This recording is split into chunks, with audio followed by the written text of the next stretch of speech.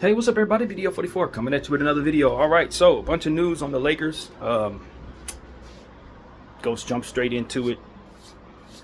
Christian Wood, we will know more in a month, is basically what they're telling us. The update today said there is no update other than that there was some soreness that took place when he tried to go in his ramp up phase, and the docs just basically said, yo, he's not gonna be ready, y'all. So give it another month and try again. So that's really what we're finding out about Christian Wood. That news is not good. We're always waiting on somebody, guys. That's what I keep on saying on this channel. I'm a bit frustrated with the whole thing. I know that injuries are a part of the game. You're not going to find too many teams that are 100% healthy at any given moment. But it just seems like we're always waiting on people, and we're always waiting on the same people. And with the stakes being so high for our franchise, it means something when guys are not available to give us the fullness of what our team ultimately supposed to look like. So for me, I'm a bit on the frustrated side, as I'm sure all of you are as well. No one more frustrated than Christian, who I'm sure wants to get back out there and prove that he can play in this league again, and be healthy and what have you. So, you know, far be it from me to be more frustrated than obviously him. But, you know, at the end of the day, you just got to wait that out. You know, yesterday I made a whole video on injuries, and frustration does not take away from the truth, which is that if we hurry him back, we will regret it a good majority of the time. That's what I know. We can talk about how we want guys to hurry up and come back, but the hurry up part is the problem. We need them to basically take their time and come back. That's a better, more responsible way to play these type of situations, because if you rush guys back, setbacks do occur, and in those certain setbacks, of course, you find yourself waiting even more. And most importantly, these guys' bodies. You only get one of them, so you don't want to toy with that. So with that being said, that segues me into the next conversation, and that's Anthony Davis, who will be available tomorrow for the Memphis game. We've got good news there. Problem is, he's not taking it seriously, man. He's not going to wear the goggles. And I made a whole video about it. I'm not going to get into that spiel again. I'm nobody's dad. I'm nobody's uncle. You know what I'm saying? The man's a grown man. So if he doesn't want to wear eyewear, then he just has to live with the consequences. But what I will say is, for myself, the older I get, the more I heed wisdom. The more I respect wisdom, the more I respect people telling me, hey, don't go over there. You're going to get hurt over there. That type of stuff. The older you get, the more you respect that stuff, if you're me. Now, I don't know of everybody. Not everybody's like that. Some people get it sooner. Some people never get it. But the point is, I'm getting to a space where it's like, if you tell me it's hot over there, I'm not going to be going over there reaching to touch anything. You know? You tell me to wear my seatbelt, I was always the guy that had no problem putting on the seatbelt. It might not have been all that comfortable, what have you, but I'd rather have the habit of putting my seatbelt on while I'm sitting there and eating and the car ain't moving than the guy who has the habit to never putting the seatbelt on and then the consequences that come with that. So sometimes you just gotta go with the smarter play, and the smarter play in these situations is to wear what will otherwise protect you. Whatever the technology is of the day, take advantage of it. You know, this isn't a time where they don't have eyewear or headgear or whatever it is for your particular sport. You know, we got, you know, safety in mind, and there's great scientists out there trying to figure out ways to provide us the best quality support for our various industries. So when it comes to your eyewear, it's available for a reason. You know what I'm saying? And I think Anthony Davis would be a great example to other people who don't want to do this if he does it when he doesn't want to do it, maybe coercing them into following his lead. So I think he's missing a great opportunity to not only protect himself, but to kind of be that example of someone who desperately does not want to wear something but will do it anyway, especially as somebody who's a Laker or role model. You know, that matters too. That matters too, to be honest with you. So I would try to appeal to him in that way if he were to follow me. Like, yo, there's gonna be some little kids who are gonna be like, man, Anthony Davis ain't wear them goggles. I ain't wearing them either. Anthony, or another form of fashion, Anthony Davis ain't wear them goggles. Man, I ain't putting on this seatbelt. You know what I mean? I might be a reach. I can hear people saying that's a reach, but what if it's not? You know what I'm saying? And that's what it can be sometimes when people are following other people who say, I don't want to do something, even though I know it's probably going to be for my betterment. So That's what I got to say about that. Anthony's going to go out there without his goggles, and you know, I wish him the best. I hope he never gets hit in the eye again. So that's really what it comes down to. I'm not wishing ill upon him because he goes against what it is I think is wise. I think the consequences of going against what I think is wise is probably coming, but it's not that I want that to happen. So that's what I want people to understand. I've already said more than once that I think number 4 in regards to him getting hit in the eye is coming, but I hope it doesn't. I hope it doesn't. So that's what I got to say. I'm glad he's available tomorrow, and I hope that he understands that he's being ornery at this point. So yeah, man. And a lot of times when people are, they regret it. So that's as much as I'm going to say about that today. What else? D'Angelo Russell is suffering from some type of illness. It might be the same bug that Rui had. I don't know if it's something's going around the club. You know, people having flu-like symptoms or whatever. I'm not really sure exactly what D'Angelo's going through, but you know, this is now the second player that's gone down with some type of illness. So that's what there is there to see. But what I will say is he's been playing great off the bench. He's been playing his best ball for our team this season in this new role. So my hope is that he's pleased with the role. That's what I hope, because he's really helping the team, and we're really happy with him in the role. And we weren't so happy with him when he was starting, and our team had needs that he's now fulfilling coming off the bench, scoring the ball, to where he's been much more helpful to his team. And he's saying all the right things in that same vein, talking about he's putting his ego down or whatever, the baggage at the door. And those are the type of things we need him to do. Those are the things that I think work best for him going forward and trying to, you know, preserve his career and get the most out of himself monetarily in the market. And I really like what I'm seeing. So I hope he's enjoying it. I hope he's buying into it. I hope there's no drop off in regards to his confidence that this is the best path for him right now on this roster. Because at the end of the day, starting is a hell of a promotion, and it is understood that being sent to the bench is a demotion, even though I don't necessarily agree with that in a lot of cases. And sometimes that can really be a hard thing for players to move to the bench. You know, it's almost like they're getting slowly but surely kicked out of the league. And that's not what it is in this case, I don't believe. This is him finding, Coach JJ finding a better role for him that helps the balance of our roster while we're missing so many players and while we're waiting for an opportunity to make whatever trades we're going to make, which may include a D'Lo. So it would probably be best for him in this situation to get used to whatever role, leave his baggage at the door, let that be the message, follow through with his actions, and then whatever situation he ends up going to, if they do have a bench role for him, it'll be more than likely he will be embraced and that he will be used to it if that's what is required.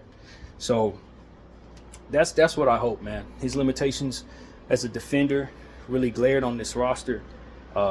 His shooting woes and his deficiencies against certain higher level athletes were all exposed when he was starting. But now in the second unit, he's going up against second tier, bench guys, and he's able to cook them. And so that is really what it is. I think it's been a great way for him to kind of get into a space where he can really maneuver and not have so many responsibilities that exposes his shortcomings physically, moving around, trying to keep his feet moving with guys and pushing around with people. That's not necessarily where he can cook. So, I think it was a good move. I think JJ's done a great job putting him in his position. I think he's also done a great job absorbing what needs to be done there and accepting what is being asked of him. And so hopefully, he can play tomorrow. Hopefully he's available. But if he's not, get well soon. I'm rooting for him. You know what I mean? I'm one of those people that's balanced when it comes to D'Lo. I can be very frustrated with D'Lo and I express it, but I'm also aware that a lot of people are overboard with their frustration with D'Lo, and those are the same people who are so extremely high on D'Lo. So I keep that in mind when I'm talking about D'Lo as well. As to say, I always know what he can do either way, whether he's playing his best or his worst. We've seen it. And I'm not down on D'Lo the player. I was just down on his role on this team and looking forward to an upswing on his production, which it looks like we're heading into. So that's my take on D'Lo. And to be honest, I feel vindicated to a degree because I've always felt like he should be more of a go-to scorer off the bench or a shooting guard, to be honest with you, is what I said, rather than asked to be the point guard. And we've been talking about that a lot for about 2 years now, where he just morphed his entire role into something else. Because I remember when he was drafted, he was projected to be a 1 or a 2 evenly. He was going to be really good either way, and that understanding told me that you can morph him into different things and maybe other point guards you probably don't have the ability to do. His playmaking doesn't necessarily wane very much at all. And you can ask him to be a momentum shooter that can blow scores wide open. But asking him to be a primary guard at this point hasn't proven to be as successful for us in this rotation. So, I think there are a lot of things that different types of combinations that D'Lo could fit in really well, and you can get the most out of them. And I think we might have found one. So that's really what it is, man. Of course, we play the Memphis Grizzlies. We do have the Emirates NBA Cup coming up tonight. A bunch of teams playing, including Klay Thompson's return to Golden State, which should be really fun and competitive. But our game against the San Antonio Spurs in San Antonio will be the debut of our Emirates Cup on Friday. And, of course, we're the defending champions of it when they used to call it the in-season tournament. So we want to go ahead and defend our title. Obviously, it's not as important to us as winning the championship. And I think, we've already proven that we can turn it on for an NBA Cup. We won it last year. I have no indication that we're going to look to lose any of these games because obviously they all count except for the championship game itself. So you want to win as many games as possible in this thing. And we are undefeated, absolutely undefeated in this tournament. So, there's a lot of pride that AD and Bron took in that tournament last year. And I have every reason to think they're going to take just as much pride in it this year. So that's what I want to say. I don't know how likely we are to win it because I think our group is a bit stronger this year with OKC entering it. But nevertheless, we're going to go after it, I think. And, last year what we learned about the Emirates Cup is that it was something that distracted our team when we won it.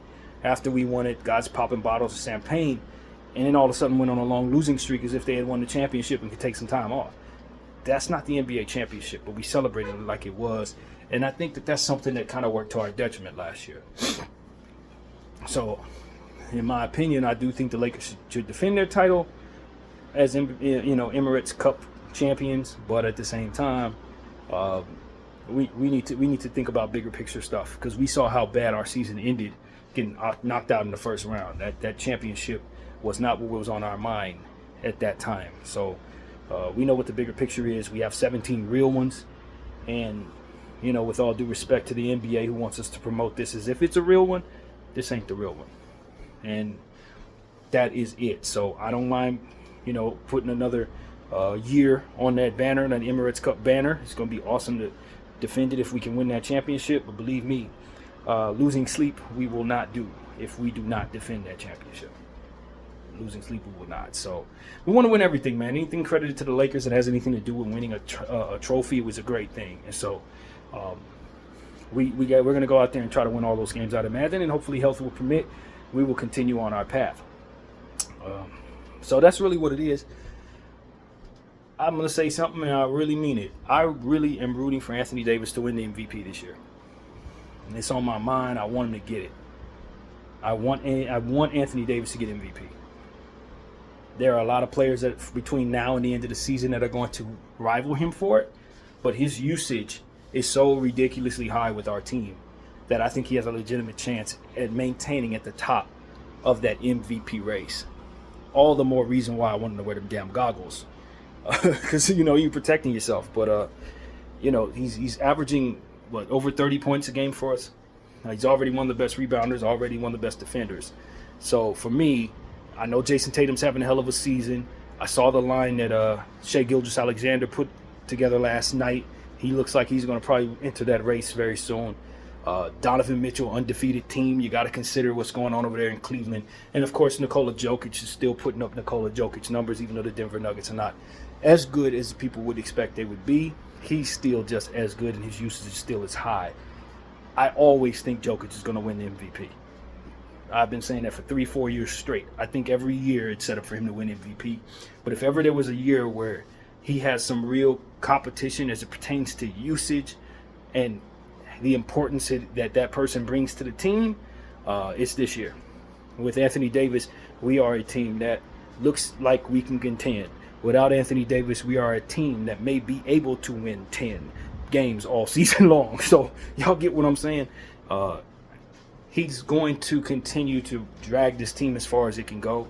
With respect to LeBron James, who's still putting up triple doubles, 2 in a row to be exact. This is AD's team, and without him, we can't win. So I want to see him win it. I want him to. I think a victory for our organization is him hoisting up the MVP trophy at the end of the season. Something that they said he probably would never do. Something that didn't look like was really possible, based on how we were utilizing him and not getting him the ball in situations, making sure his numbers were above 20 points at times. We couldn't with Darvin. This year, we're getting him the ball, and he is doing the most with it. And I want to see that continue throughout the course of the season. Take it 10 games at a time, you know what I mean? 10 games at a time. And if he can continue to play the way he played, shots may fall, they may not fall, but our usage is going to assure that he gets his opportunities, health permitting. Obviously, we're still very early in the season. But I'm telling y'all, one of the things I really want this year is for Anthony Davis to win the MVP of the NBA. I want that very bad. So that's what I want to say, man. It's something that's really I've been thinking about that off and on throughout the course of the day, and I wanted to mention it. Like, it's getting to a point where he's still at the top of the MVP rates 10 games into the season, and now it's like, give me another 10, AD. Go hard, another 10. Stay healthy, go hard, another 10. And as we continue to move forward, if we're still hovering in this space around All-Star break, then we can really get excited about the possibility of him actually winning it in our uniform. We haven't had an MVP, I believe, since Kobe Bryant run it. I don't remember exactly what year that was, but I believe that was the last time we won MVP. Before that, it was Shaquille O'Neal, and before that, probably Kareem or something like that. I really don't know. That was before my time. But I've only seen 2 players win MVP for the Los Angeles Lakers thus far. Anthony Davis, to me, is getting started the way you expect MVP candidates to go. So it's really exciting stuff in that regard. And although individual awards is not what we're here for, me personally, I really want him to win that. So that's what I want to say, man. But yeah, man, it's been a good day. Listening to all the talk about basketball, listening to the Lakers talk. A lot of people have a lot to say, but at the end of the day, there's no game today. So we'll watch as much of the NBA Cup as we can, and I don't know if I'm probably going to follow that as closely as maybe you would expect someone to who's covering it, but I'll glance over and see some of the games, see what the floors look like, which is hopefully a lot less bright than last year. So, you know, we'll see how they project that to go this year. And, you know, at the end of the day, whether we're intent on defending our championship or not, we won the last one. And so there should be some pride going into each and every one of these games to remain undefeated. You know what I mean? So that's really what I got to say about that. But, yeah, man, that is pretty much all I got to say about anything, man. I appreciate everybody for watching BDL 44, and I'm out.